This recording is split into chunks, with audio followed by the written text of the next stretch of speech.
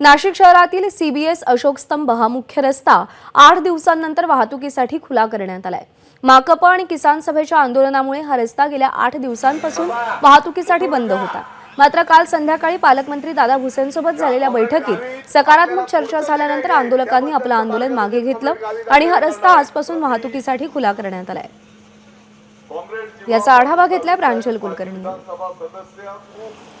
नाशिक जिल्हाधिकारी कार्यालयासमोर आदिवासी शेतकरी बांधवांचं गेल्या 8 दिवसांपासून बेमुदत आंदोलन हे सुरू होतं आणि अखेर काल हे आंदोलन जे आहे ते मागे घेण्यात आलेलं आहे आणि त्यामुळे आपण बघत आहोत खरं तर या रस्त्यावरची देखील वाहतूक जी आहे ती आता सुरू झालेली आहे। वाहतूक ही खुली करण्यात आलेली आहे।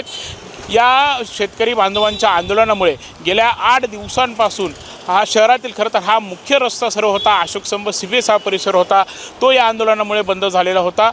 यामुळे खरं तर शहरवासीय देखील वेठीस धरले गेले होते।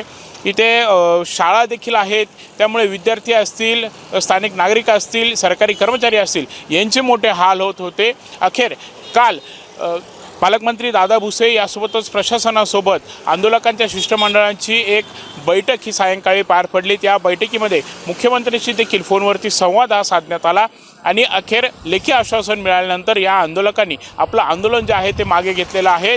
जिल्ह्याच्या विविध भागातून पायी लाँग मार्च करत खरं तर ते नाशिकमध्ये पोहोचले होते। 8 दिवस त्यांचा इथेच मुक्काम हा बघायला मिळत होता। इथेच त्यांच्या चुली पेटल्या होत्या, रस्त्यावरच खरं तर ते झोपी जात होते आणि यामुळे खरं तर या परिसरामध्ये लाकडं असतील, राख असतील किंवा इतर देखील काही कचरा जो आहे तो साचलेला होता आणि हा सर्व साफसफाई देखील रात्रीतूनच महापालिकेकडून करण्यात आलेली आहे। त्यामुळे रस्ते देखील पुन्हा एकदा चकाचक हे बघायला मिळत आहेत।